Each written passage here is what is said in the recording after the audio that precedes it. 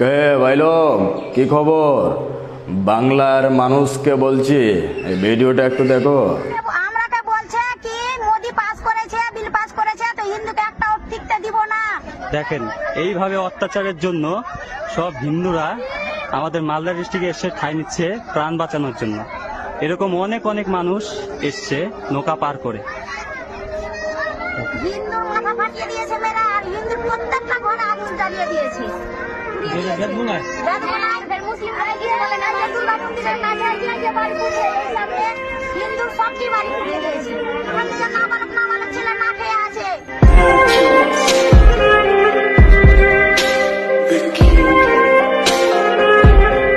কোনো এক ধর্মের নারীদের উপর অত্যাচার করা, তাদের পরিবারটা ধ্বংস করে দেওয়া, এটা ইসলাম কখনো বলেনি। তোমার লড়াই তো সেই সিস্টেমের সাথে, যেই সিস্টেম এই সাধারণ মানুষগুলোকে উস্কানি দিচ্ছে দাঙ্গা করার জন্য। তোমার লড়াই তো সেই ক্ষমতাশীল ছোট মোটো ফেরাউনের সাথে, যারা এই সাধারণ মানুষকে উস্কানি দিচ্ছে লড়াই করার জন্য। কেটা ওই মালগুলা? পলিটিক্যাল নেতা, এমএলএ, এমপি, আবি যাবি যারা সোশ্যাল মিডিয়াতে এসে ডাইরেক্ট ডাক পুকার এই মুসলিমদেরকে টার্গেট করছে, মুসলিমদেরকে নিয়ে বড় বড় কথা বলছে। কে মালগুলা?